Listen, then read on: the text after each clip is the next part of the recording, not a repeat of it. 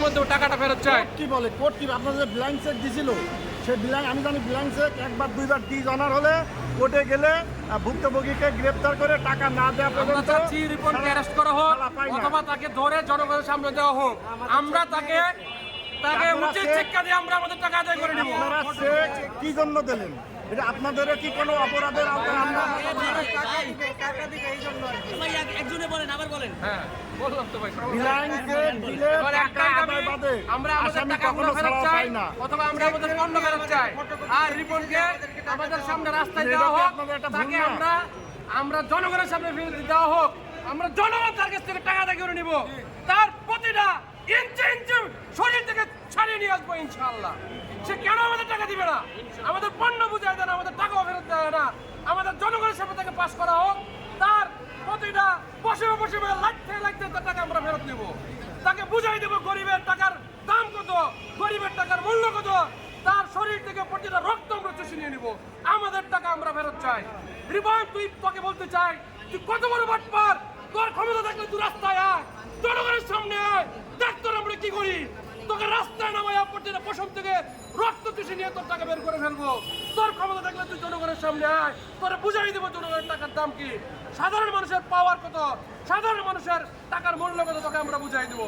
তোর ক্ষমতা থাকলে তোর ফেসিস্ট, তোর ক্ষমতাসীন হাসিনা পলাইতো, আজকে সে দেশ ছেড়ে পলাই গেছে, তোর বেশি দিন সময় বাকি নাই। তোর এই দেশ বাংলার মাতৃভূমি ছেড়ে তোকে পলাইতে হবে।